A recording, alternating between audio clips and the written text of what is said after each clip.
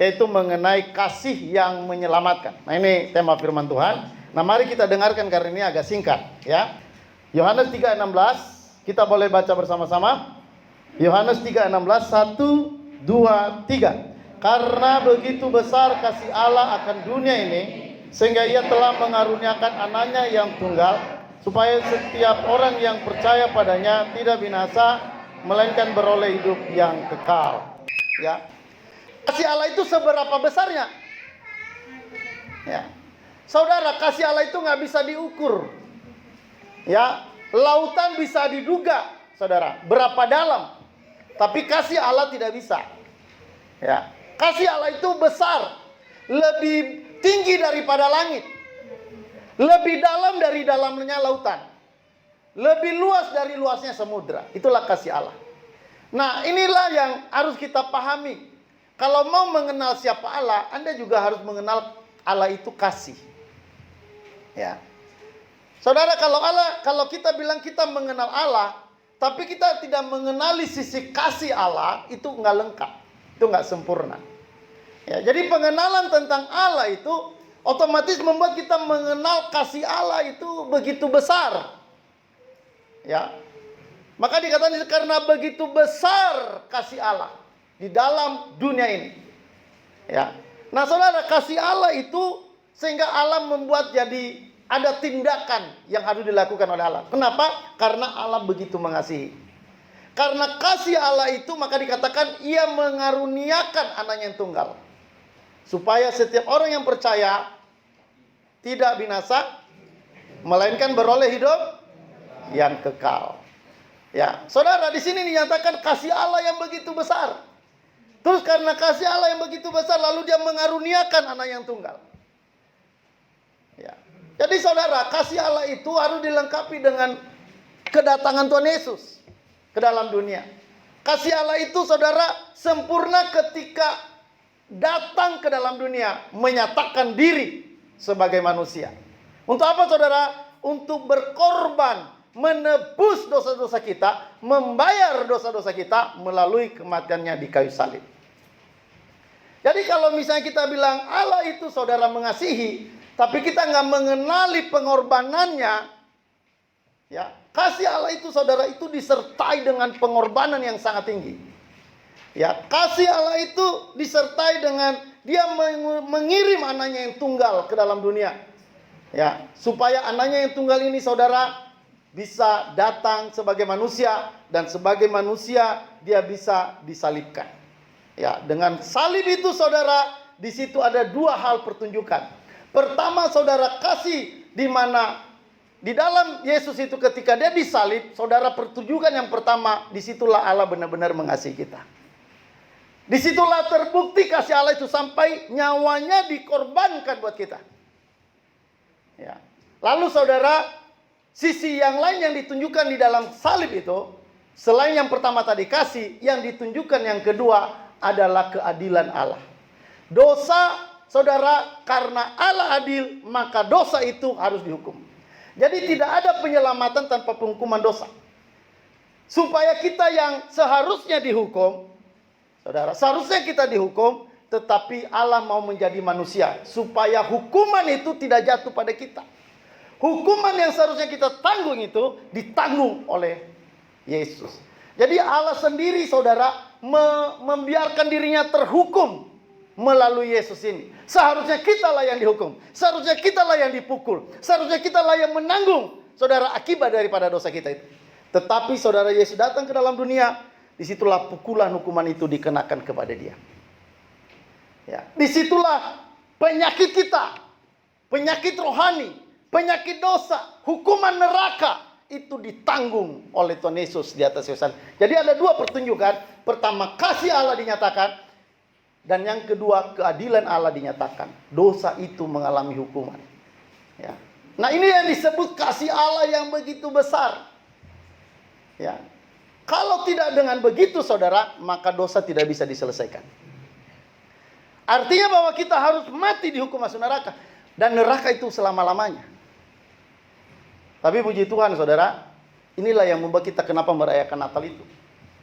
Kenapa kita harus berkumpul dan beribadah, memuji Tuhan, Tadi kita nyanyi, dia lahir bagi kita, dia bangkit bagi kita. Ya, karena saudara, kita merasakan kasihnya itu luar biasa. Kasihnya itu begitu besar. Saudara, tidak ada yang paling besar selain kasih Allah. Ya. Dunia ini saudara, bumi ini nggak terlalu besar dibanding kasih Allah. Mau dibandingkan seluruh alam semesta ini dibandingkan dengan kasih Allah, alam semesta itu nggak ada apa-apanya. Saudara, bumi itu kecil. Jangan saudara pikir bumi itu besar. Saudara, bumi ini sangat kecil kalau dibandingkan misalnya dengan matahari. Matahari itu besar dibanding bumi. Itu saudara, matahari itu besarnya itu luar biasa. Saudara, bumi ini kalau misalnya mau diisi, dikosongkanlah matahari ini misalnya, lalu bumi mau diisi dengan matahari, itu bumi itu harus harus sampai sejutaan, saudara. 1.300.000 itu bumi itu baru bisa penuh matahari. Artinya matahari itu lebih besar. Tapi sekalipun matahari besar, sekalipun alam semesta ini besar, tapi ada yang jauh lebih besar daripada itu adalah kasih Allah. Halo, amin? Amin. Itu yang lebih besar. Saudara, memang kalau kita lihat dunia semakin megah, kita melihat bangunan-bangunan yang indah, mewah-mewah, tempat-tempat pariwisata yang mewah. Tetapi ada hal yang jauh lebih besar yang perlu kita lihat. Ada hal yang jauh lebih indah, ada hal yang jauh lebih hebat, lebih luar biasa. Apa itu saudara? Kasih Allah. Nah, kalau sampai orang memahami kasih Allah dalam dirinya, saudara, orang itu luar biasa. Kalau sampai saudara memahami kasih Allah dalam dirimu, saudara menjadi manusia yang luar biasa. Tidak ada yang perlu ditakutin. Saya sejak memahami kasih Allah, saudara, hidup saya semakin hari semakin semangat. Saya dulu penuh ketakutan. Mau maju, takut. Mau kemana, takut. Mau apa, mau buat apa, takut. Kenapa saudara? Karena saya tidak memahami bahwa ada topangan kasih Allah dalam diri saya. Sehingga saya hidup dalam ketakutan demi ketakutan. Takut nanti mati masuk neraka. Ya, takut nanti hidup penuh dengan tantangan. Tetapi semakin hari saya mulai menyadari kasih Allah yang begitu besar. Nah, saudara, mulai pelan-pelan mempertaruhkan diri, menyerahkan diri di dalam kasih Allah.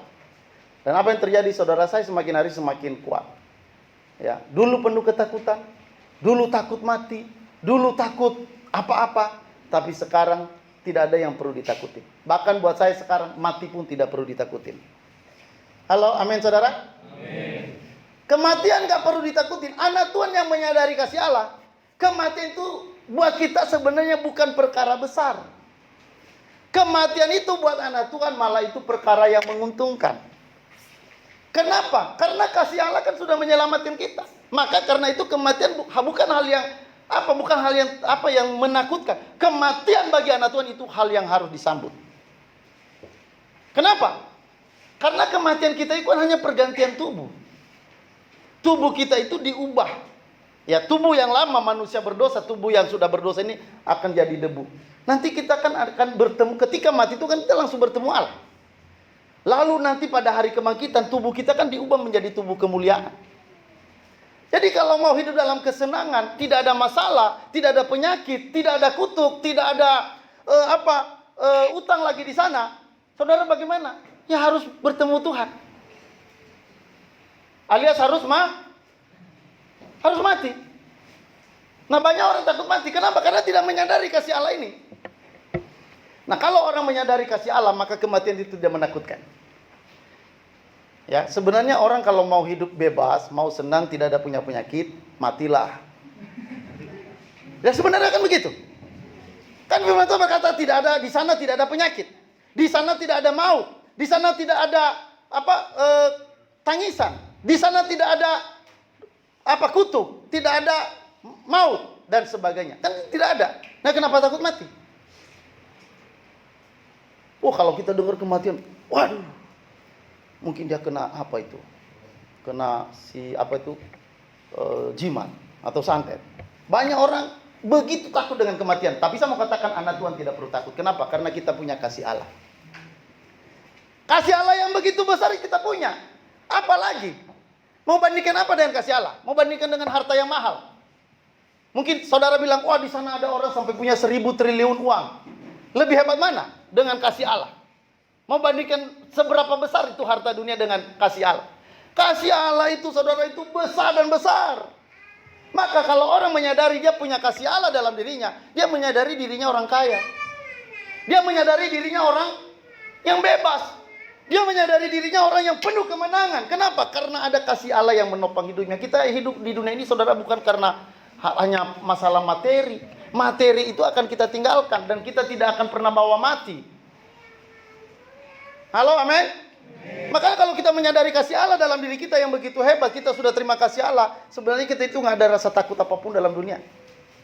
Nggak ada rasa khawatir apapun dalam dunia. Inilah yang seharusnya membuat kita bersuka cita itu.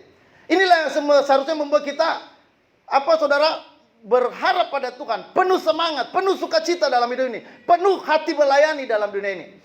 Ya, kita bersyukur ya dalam 1 tahun ini kita sudah melayani Tuhan. Amin saudara? Amin. Guru-guru sudah menjalankan tugasnya selama 1 tahun ini mengajar. Itu pelayanan. Kenapa kita melayani? Karena kita tahu kasih Allah begitu besar dalam diri kita. Ya, teman-teman dari kampus Itera sudah membantu pengajaran di tempat ini. Saya mau katakan tidak ada yang sia-sia yang Anda buat pada hari-hari ini. Enggak semua akan diperhitungkan. Saudara, jangankan waktu tenaga yang kita berikan, pengajaran yang kita berikan. Firman Tuhan berkata, kalau kita memberi air putih saja kepada orang pelayan Tuhan, kita memberikan air putih saja. Firman Tuhan berkata, upahnya tidak akan hilang. Memberi air saja. Ya, memberikan air minum, air putih. Air putih itu kan gratis kan? Tinggal diambil saja, kasih sama orang. Itu diperhitungkan dan kita tidak akan pernah kehilangan upah. Maka luar biasa. Maka setiap apa yang saya buat, saudara mau itu besar, mau itu kecil, mau dilihat orang, mau tidak dilihat orang, saya percaya semua itu akan diperhitungkan Tuhan. Ya, jadi jangan pernah menganggap apa yang Anda buat itu sia-sia. Setahun Anda mengajar, setahun Anda mendidik. Kadang-kadang anak didik itu kadang-kadang udah dikasih tahu masih lupa, dibilangin, ditegur, masih ngulang yang sama. Kadang-kadang bikin emosi. Ya, kadang-kadang kita mau banting pintu, mau tumbuh ini, tumbuh itu. Tapi kita tahan diri. Kenapa? Karena kasih Allah yang menguasai kita. Halo, amin? Amin. Dan saya mau katakan tidak ada yang sia-sia. Mau orang terima atau tidak, apa yang kita buat itu nggak persoalan. Yang jelas mata Tuhan tidak pernah tertidur dan tidak pernah terlelap melihat anak-anaknya yang melayani dia. Halo, amin? Maka tahun depan kita harus lebih serius lagi melayani. Ya, karena apa saudara? Semua yang kita buat akan diperhitungkan jadi upah di sorga. Firman Tuhan berkata, siapa yang mau terbesar dalam kerajaan sorga, dia harus melayani. Maka jangan lewatkan kesempatan tahun depan ini, saudara. Jangan lewatkan kesempatan tanpa melayani. Hidup ini adalah untuk melayani. Ya, kita suka nyanyikan melayani, melayani lebih sungguh. Ya, kita harus melayani. Hari-hari itu melayani. Dan itulah kepuasan kita. Itulah kesukaan kita. Ya.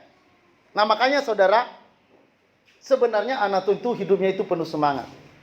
Ya, saya percaya orang yang sudah mengerti kasih Allah, mukanya pasti sukacita. Kalau mukanya masih seperti pepaya mentah, nah itu mungkin belum mengenal kasih Allah. Kalau orang sudah mengenal kasih Allah, itu kan artinya dia udah punya semua. Dia udah punya segalanya. Dia tidak akan binasa. Tadi dikatakan supaya mereka tidak binasa, tetapi beroleh hidup yang kita udah beroleh hidup kekal. Apa lagi? Mau cari apa lagi di dunia ini? Sekarang saudara, kita sudah punya hidup kekal. Berarti kita tinggal hanya mencari upah. Halo, amin? Kita tinggal mencari upah saja supaya nanti di sorga kita punya kedudukan yang lebih tinggi. Karena firman Allah berkata dalam kerajaan sorga itu ada tempat yang paling rendah, ada tempat yang paling tinggi. Ya. Nah, saudara, kenapa? Karena disitulah kita kembali lagi tadi melihat kepada kasih Allah yang begitu besar dalam diri kita. Nah, saudara, kasih Allah itu sampai di mana, saudara? Sampai di mana kekuatan kasih Allah itu? Nah, ini yang ingin saya coba sampaikan sedikit. Sampai di mana kasih Allah itu dalam penyelamatan diri kita? Nah, saudara, mari kita buka dalam Roma 8.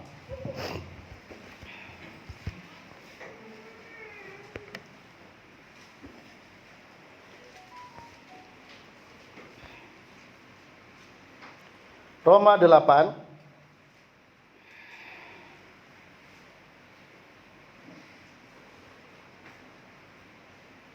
ayat 35.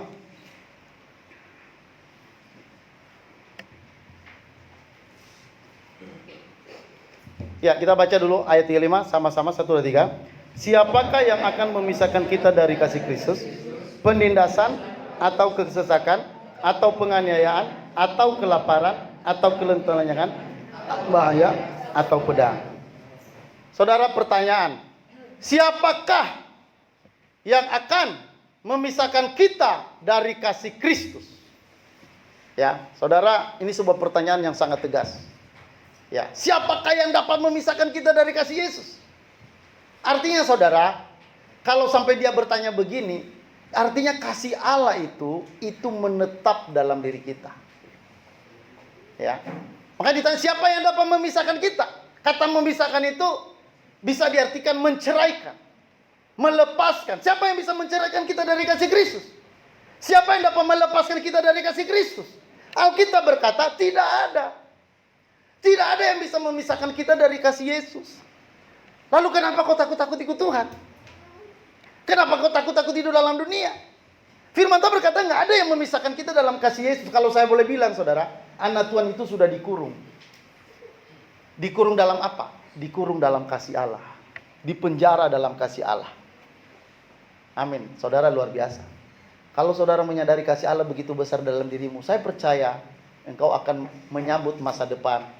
Masa depan itu adalah masa depan yang gilang gemilang. Ya, lebih gilang gemilang dari si Gilang. Kan ada Gilang kan? Siapa itu penyanyi itu kan Gilang. Tapi saya mau katakan kasih Allah lebih gilang gemilang daripada si Gilang. Amin. Amin. Ya, siapa yang bisa memisahkan kita?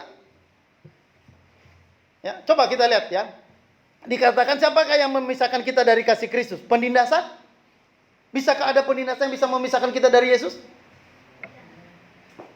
Kesesakan?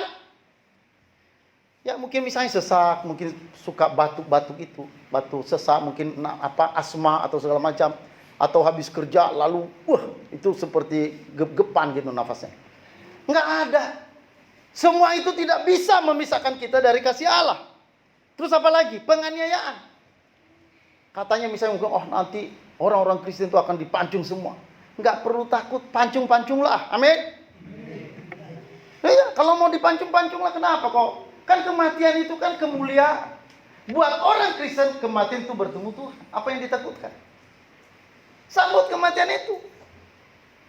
Nah sayangnya kenapa? Karena kurang memahami kasih Allah. Kalau orang sampai ngerti kasih Allah, kematian itu nggak ditakutkan. Kesesakan itu tidak ditakutkan. Kelaparan itu tidak ditakutkan. Ya. Nah persoalannya kadang-kadang kita membandingkan diri dengan yang lain. Wah mereka luar biasa punya mobil, ya jarinya sampai 10 gram, 5 kilogram, apa itu semua 5 kilogram emas. Lalu kita memandang mereka, lalu kita minder. Tak usah minder saudara, datanglah dengan jari-jari yang polos, tidak apa-apa. Amin. Iya. Mau seberapa dia punya emas, misalnya mungkin 1 ember ditaruh di sebagai kalung. Mungkin beratnya 10 kilo. Sampai jalannya kadang sebegini. Nggak ada bandingan apa-apa dengan kasih Allah. Maka karena itu kita ini orang yang berharga. Firman Tuhan berkata Yesaya 43 ayat 4. Kamu adalah berharga di mataku. Tapi kita kan sering melihat diri kita hanya seperti maling kundang. Iya kan? Kita sering melihat diri kita itu seperti kayak tidak jauh-jauh lah dari seorang gelandangan, pemulung. Kita kan sering membandingkan diri dengan ini. Jangan saudara itu bandingkan dirimu di dalam kasih Allah yang luar biasa memenuhi kita. Nggak ada apa-apanya misalnya dengan Presiden Jokowi, Anda lebih besar mana dengan Presiden Jokowi? Hah? Saudara kita jauh lebih besar. Jokowi itu dia memang presiden. Tapi presiden itu tidak dipastikan dia bisa selamat. Orang yang menerima keselamatan itu adalah orang yang menerima kasih spesial. Kasih khusus. Keselamatan itu bukan berkat umum. Ini perhatikan baik-baik. Keselamatan itu bukan berkat umum. Jadi presiden, ya, jadi pemain musik. Walaupun orang tidak percaya, mereka bisa main musik yang hebat-hebat. Di dunia ini banyak orang pintar yang dipakai Tuhan, tapi mereka bukan orang percaya. Saudara, memang mereka bisa dikarunia itu namanya karunia umum. Ya, itu berkat umum. Matahari, tidak ada matahari hanya untuk orang baik-baik. Matahari juga buat orang jahat dikasih. Udara juga dikasih buat orang jahat. Itu namanya berkat umum. Tapi yang namanya berkat khusus, yaitu keselamatan, itu tidak buat semua orang. Maka kalau sampai saudara memahami Yesus sebagai juru selamat saudara dan Tuhan, itu artinya Anda yang sudah berada di dalam kasih yang spesifik atau spesial. Wah, saudara, itu luar biasa. Maka kalau seperti kita itu sebenarnya kalau berjalan itu, kalau kita sampai menyadari kasih Allah, maka kalau kita berjalan kita nggak nunduk. Ya, kita berjalan tegak. Karena kita nggak perlu minder. Hidup kita siapa? Kita anak Tuhan. Kita orang yang sudah dipilih. Kita yang sudah dikhususkan oleh Tuhan. Kita orang yang berharga, dimuliakan oleh Tuhan. Tapi persoalannya itu tadi, kita memandang dengan cara pandang yang salah. Kita sering memakai kacamata dunia melihat diri kita. Tapi saya mau katakan saat ini, lihatlah siapa Anda di dalam kasih Allah. Halo, amin. Saudara, tidak ada yang bisa memisahkanmu dari apa? Dari penindasan. Dari apa lagi? Penindasan, dari kesesakan, terus dari mana? Penganiayaan, mau ada penjarahan di mana-mana. Tidak kita bisa dipisahkan dari kasih Allah. Kedua, selanjutnya, kelaparan, apalagi? Ketelanjangan, apalagi? Bahaya, apalagi? Pedang. Mau ada orang datang bawa pedang sama kita, ya, bisa aja mau bacok kita dengan pedang. Diam saja sambil senyum. Kenapa bawa pedang, Pak? Sini, pedang Bapak sini, saya ambil, biar saya asah, biar lebih tajam. Nggak perlu ditakut, karena Firman itu bilang pedang gak bisa memisahkan kita. Leher dipotong pun kasih Allah tetap. Maka ini kalau sampai orang menyadari kasih Allah, saya percaya itu akan menjadi orang yang penuh keberanian. Mau di mana saja ditempatkan Tuhan, mau di Aceh, mau di Irian Jaya, mau di Papua Nugini, di sana pasti penuh dengan kekuatan. Karena kasih Allah itu seperti membungkus kita, saudara. Dia seperti kita berada di dalam sebuah wadah yang dimana kita, saudara, sudah dilapisi dengan kasih Allah. Dan kasih Allah itu nggak bisa ditembus dengan apapun. Ya, maka dikatakan siapa yang bisa memisahkan kita dari kasih Allah. Ya, kita akan lihat lagi, saudara. Ini mengenai siapa yang bisa memisahkan kita dari kasih Allah ini. Kita lihat ayat 38. Dikatakan, sebab aku yakin bahwa baik maut maupun hidup, baik malaikat-malaikat maupun pemerintah-pemerintah, baik ada yang ada sekarang maupun yang akan datang, atau kuasa-kuasa, baik yang di atas maupun yang di bawah, ataupun sesuatu makhluk lain, tidak akan dapat memisahkan kita dari kasih Allah yang ada di dalam Kristus Yesus. Gak ada. Ya, baik hidup maupun mati, baik malaikat-malaikat, baik kuasa yang akan datang, kuasa yang sekarang, pemerintah-pemerintah. Gak ada yang bisa memisahkan kita dari kasih Allah. Artinya begini, saudara, kalau Allah sudah mengasihi kita, kasih itu tidak pernah dicabut. Halo? Amin? Kasih Allah itu melekat, menyatu dalam diri kita, dan tidak ada satupun yang bisa lepas. Bagaimana kalau saudara jatuh dalam dosa? Dosa tidak bisa memisahkan kita dari kasih Allah. Kalau Allah sudah mengasihi kita, dosa tidak bisa memisahkan kita. Lalu boleh berbuat dosa? Boleh. Boleh berbuat dosa, tapi siap-siap untuk dihajar Tuhan. Halo, amin? Firman Tuhan berkata, orang yang kukasihi akan kuhajar dan kutegur. Bukan dihukum masuk neraka, dihajar. Maka banyak anak-anak Tuhan yang mukanya dulu ganteng begitu, setelah dihajar, wah, seperti Gajah Mada. Selanjutnya mukanya udah dihajar Tuhan. Anak Tuhan yang dikasihi Tuhan ketika buat dosa dihajar. Ya, maka kalau misalnya nanti kita misalnya suka sombong dengan orang lain, kita punya muka sombong, itu pasti tunggu waktunya akan dihajar Tuhan. Barang siapa dalam Yesus, tidak ada penghukuman. Ini ingat baik-baik. Kasih Allah itu menyelimuti kita sehingga kita tidak dihukum lagi. Kenapa? Karena kita sudah dihukum dalam Yesus ketika Yesus mati di kayu salib. Kita nggak akan dihukum dua kali. Tolong dibaca dulu Roma 8 ayat 1. Tolong dibaca. Ini ayat yang penting. Supaya anak-anak Tuhan jangan ragu-ragu tentang percaya pada Yesus itu. Tolong baca satu orang, Roma 8 ayat 1. Satu orang dengan suara keras, tolong. Cepat. Demikianlah sekarang tidak ada penghukuman bagi mereka yang ada di dalam Kristus Yesus. Demikianlah sekarang tidak ada penghukuman bagi mereka yang ada dalam Kristus Yesus. Tidak ada penghukuman. Saudara, sekali firman Tuhan berjanji, sekali firman Tuhan berfirman, tidak akan pernah gagal. Tidak ada rencana Allah yang gagal. Tidak ada firman Allah yang gagal. Tidak ada. Ketika saya ikut Tuhan dulu dan tiba-tiba saya jatuh, saudara, saya mulai merasa kayaknya Tuhan mulai tidak senang terhadap saya. Tapi ketika saya membaca ayat ini, saya kayak orang lumpuh, saudara, bangkit dari kelumpuhan, berdiri kembali. Ya, saya mulai lihat, wah, kasih Allah ada di dalam diri saya. Saya melihat bahwa saya tidak akan dihukum lagi karena Tuhan Yesus sudah dihukum buat saya. Kasih Allah tidak bisa dilepaskan dari diri saya, siapapun nggak bisa melepaskan saya dari kasih Allah. Dan itu, saudara, itu kembali saya jadi bangkit. Dulu hampir saya meninggalkan pelayanan. Dulu hampir saya menjauh dari pelayanan, menjauh dari gereja, menjauh dari komunitas. Tapi ketika saya menyadari kasih Allah itu besar, kasih Allah itu selalu baru setiap hari, kasih Allah itu selalu baru setiap pagi, kasih Allah itu selama-lamanya. Wah, saudara, itu membuat saya jadi bangkit. Benar, saya jatuh dalam dosa berkali-kali, tapi saya bangkit lagi. Kenapa? Karena saya melihat tetap kasih Allah masih ada di dalam diri saya. Maka ada firman Tuhan berkata dalam Mazmur 139, kemanakah aku menjauhi rohmu? Ya, Daud sampai berkata begitu. Dia mau coba jauhi roh Allah, nggak bisa. Aku terbang dengan sayap fajar, engkau ada di sana. Aku pergi ke tempat orang mati, engkau ada di sana. Ya. Saudara, di mana-mana kasih Allah menyelimuti kita. Daud berkata, kemana aku bisa menjauhi rohmu? Saudara, orang yang sudah di dalam Tuhan tidak bisa menjauhi roh Allah. Kalau benar-benar sudah di dalam Tuhan. Tapi kalau di luar Tuhan memang susah, nggak bisa. Tapi kalau Anda benar-benar tahu Anda adalah orang percaya, kenal Yesus sebagai Tuhan dan Juru Selamat, saudara, Anda tidak akan bakalan bisa menjauh dari Tuhan. Saya sudah mencoba berkali-kali menjauhkan diri dari Tuhan, nggak bisa. Ditangkap lagi, mau lari, nggak bisa. Mau pergi kemana, nggak bisa. Kenapa? Karena saudara, tadi firman Tuhan berkata, mau ke kuburan, engkau ada di sana. Mau terbang ke langit, engkau juga ada di sana.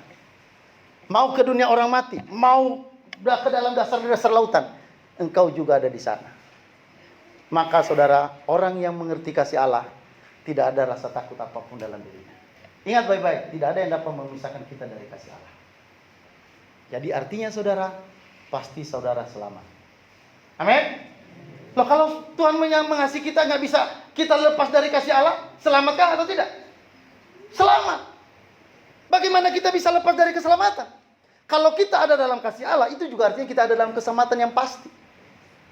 Maka firman Tuhan berkata tadi, supaya semua orang percaya tidak binasa, melainkan beroleh hidup yang, saudara, hanya satu yang didapat oleh orang percaya. Apa itu? Hidup kekal. Nggak ada yang lain, nggak ada kebinasaan, tidak ada. Ini tegas, saudara, ini firman Allah. Firman Allah ini nggak bisa dirubah, satu titik pun nggak bisa dirubah. Langit dan bumi bisa berubah, tapi satu titik firman Allah tidak bisa. Maka perhatikan baik-baik firman Allah. Apa kata firman Allah tentang kita?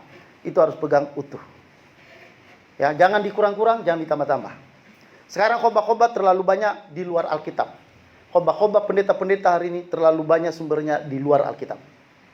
Nggak tahulah, pakai mimpi-mimpi, ambillah mimpi-mimpi, misalnya mimpinya Tony Daud, visinya Tony Daud, lalu dibawa ke dalam gereja. Saudara, Alkitab itu cukup sebagai kelengkapan buat kita untuk mengenali siapa Allah. Kita nggak boleh mendasarkan hidup kita di atas mimpi. Kita nggak boleh mendasarkan diri kita di atas ramalan-ramalan dunia. Apalagi misalnya horoskop, misalnya Aquarius misalnya. Ya, nanti cintanya bulan ini lancar-lancar saja, ya, keuangan mandek-mandek dikit. Nah, itu ramalan-ramalan yang nggak penting buat kita. Kita tidak perlu diramal oleh orang-orang seperti itu. Kita punya Alkitab sebagai sumber kehidupan kita. Ya, karena firman Tuhan berkata, saudara, bahwa firman Allah itu hidup dan kuat, lebih tajam dari pedang bermata dua manapun. Saudara, firman Allah itu cukup menjadi kekuatan kita, menjadi sumber kehidupan kita. Jadi saudara, perhatikan baik-baik, tidak ada yang bisa memisahkanmu dari kasih Allah. Tidak ada yang bisa menghukum saudara. Tidak ada yang bisa menggugat saudara. Tidak ada. Kasih Allah itu membentengi kehidupan kita. Ya. Saudara, kita baca ayat terakhir dalam Roma pasal 8.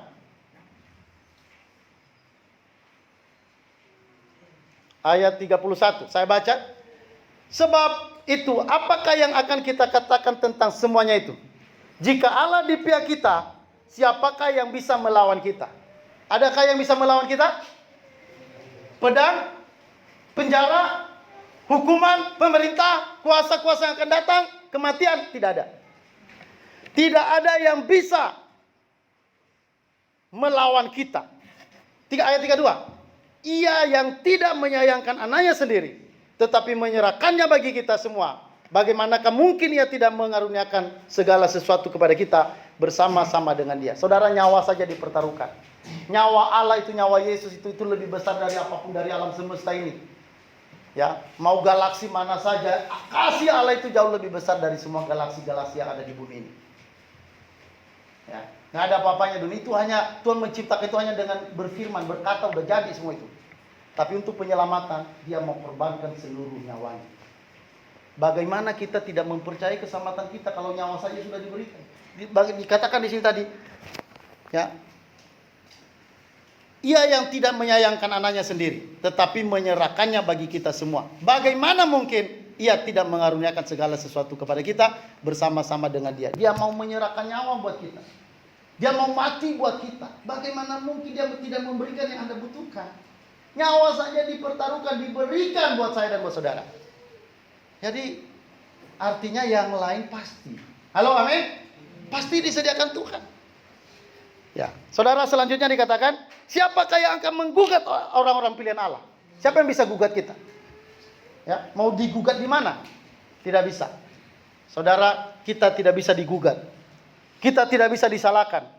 Siapakah yang akan menggugat orang-orang pilihan Allah? Allah yang membenarkan mereka. Siapakah yang akan menghukum mereka?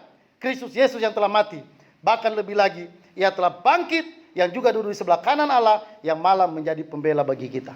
Saudara, Allah, ya, Yesus yang duduk di sebelah kanan Allah, dia menjadi pembela bagi kita.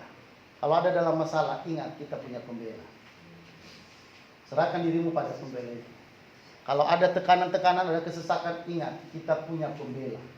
Kita punya pribadi yang bahkan sudah menyerahkan nyawanya buat kita. Apalah semua yang kita butuhkan itu. Ya, jadi saudara, pastikan engkau memiliki kasih Allah itu. Kalau sampai saudara dengarkan berita-berita firman seperti ini, itu artinya Anda adalah orang-orang yang sangat-sangat dicintai oleh Allah. Ya, saudara, jadi bahwa kita tidak bisa dipisahkan dari apapun dari kasih Allah.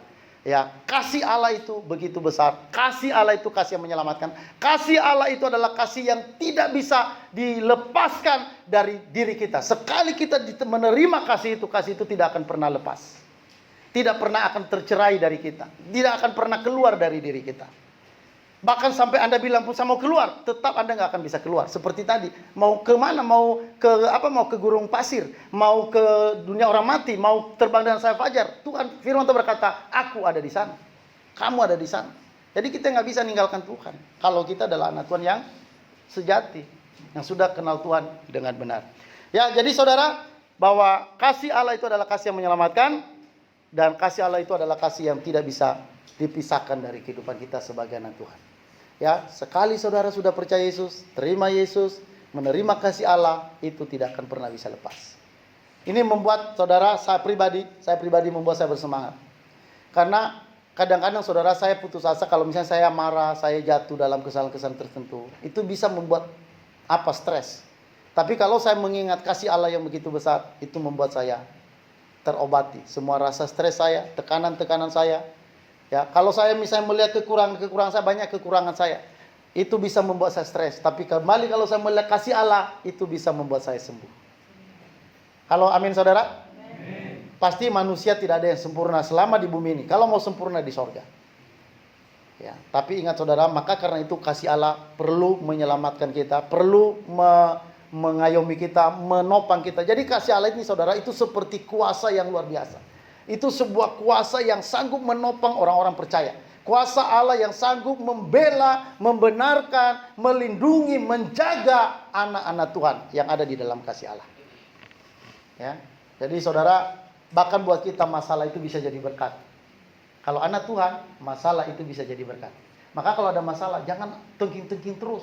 Banyak orang Kristen hari ini karena apa, ada doa penengkingan, penyakit kadang diteking, padahal Tuhan izinkan dia mengalami selama setahun penyakit itu. Tengking-tengking terus kerjanya.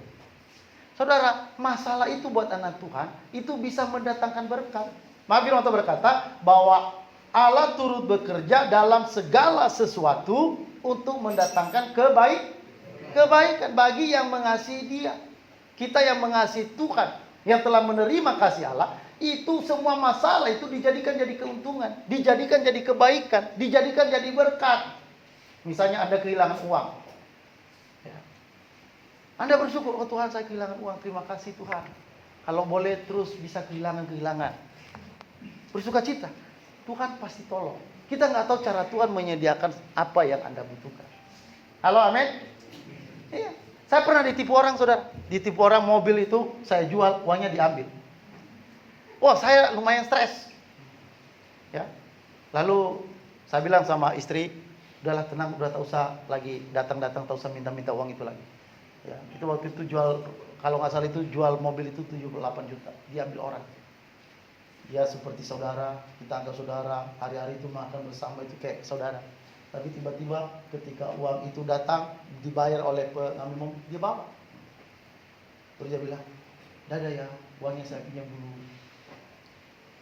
Saudara datang ke rumahnya, dia ambil apa? Dia ambil sapu. Malah dia apa? Mana notanya pemberian? Mana nota? Apa uang-uang? Apa uang-uang? Mana notanya katanya? Oh ya udahlah, kalau begitu udah nggak bisa lagi diajak kompromi. Udah pergi sampai sekarang. Tapi saudara, sampai saya melihat hari-hari Tuhan tetap menyertai. Kehilangan begitu itu buat Allah sanggup Tuhan menyediakan apa yang kita butuhkan. Saya melihat udah berapa tahun sampai sekarang Tuhan tetap pelihara. Halo, amin saudara. Jadi Allah itu sanggup memelihara saudara. Serahkan hidupmu, nggak perlu menipu. Nggak perlu melakukan hal yang nggak berkenan pada Tuhan untuk memenuhi kebutuhan kita, karena Tuhan kita hebat, ya Tuhan kita luar biasa, Tuhan kita ajaib, Tuhan kita dahsyat. Dia menyediakan semua yang kita butuhkan, dan terutama Dia menyelamatkan kita. Amin saudara. Barang siapa dalam Yesus, dia tidak dihukum lagi. Tidak ada penghukuman bagi orang percaya, tidak ada lagi. Ya, jangan percaya bahwa kita akan dihukum lagi. Nggak, jangan percaya, kita tidak akan dihukum lagi. Tapi kalau dihajar, iya. Karena firman Tuhan berkata, orang yang kukasihi akan kuhajar dan kutegur. Jadi kalau Anda nakal, siap dihajar Tuhan. Kalau saudara sombong, siap muka Anda untuk dihajar oleh Tuhan. Halo, amin? Amin. Oke saudara, itu aja firman Tuhan. Kiranya kebenaran ini menjadi berkat buat kita. Mari kita berdoa sebentar. Saudara kita akan meninggalkan tahun 2021 ini.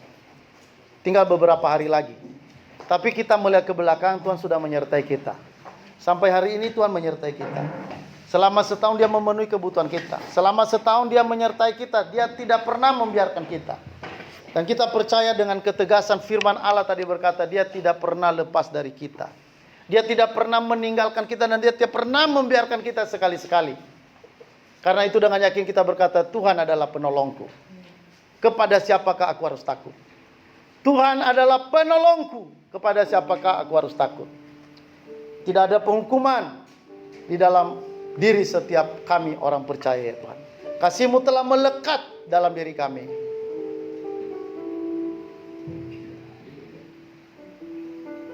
Haleluya. Mari kita angkat pujian. Kasih Yesus sungguh indah.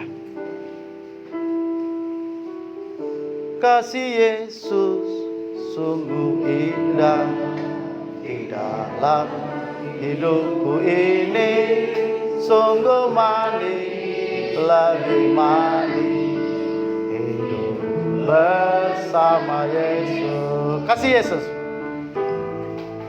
Kasih Yesus sungguh indah di dalam hidupku ini, sungguh manis, lebih manis hidup bersama Yesus. Yesus,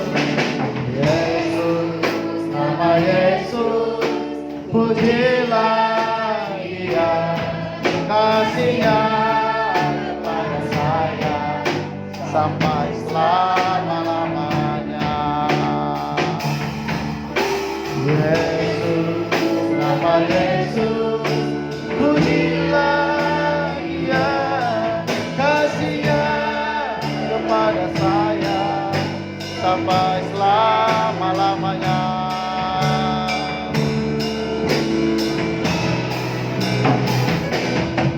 Kasih Yesus sungguh indah di dalam hidupku ini, sungguh manis menikmati hidup bersama Yesus. Nama Yesus, pujilah Dia, kasih-Nya kepada saya sampai selama-lamanya. Oh Yesus, nama Yesus, pujilah Dia, kasih-Nya kepada saya sampai selama-lamanya. Oh kasih-Nya kepada saya sampai selama-lamanya. Oh kasih-Nya kepada saya sampai selama-lamanya. Tuhan, firman-Mu berkata bahwa kasih setiamu selama-lamanya, selama-lamanya. Kami percaya pada firman Allah. Kami tidak mau tahu apa kata orang yang lain, tapi kami tahu kata firman-Mu, kasih-Mu selama-lamanya, selama-lamanya. Dan kasih-Mu tidak bisa dipisahkan dari kami. Oleh apapun tidak sanggup memisahkan kasih itu dari kami. Kasih keselamatan itu permanen. Itu kasih sejati, kasih yang luar biasa. Terima kasih Bapak. Kiranya kami yang mendengarkan ini boleh menghidupi firman ini dan boleh menyampaikan berita ini kepada orang lain. Pakai kami untuk melayani, memberitakan kebenaran-kebenaran sejati kepada orang lain, terutama tentang keselamatan, supaya setiap orang percaya benar-benar mereka bisa masuk surga. Terima kasih Tuhan buat kebenaran firman. Kami serahkan selanjutnya acara kami dalam nama Yesus. Haleluya. Amin.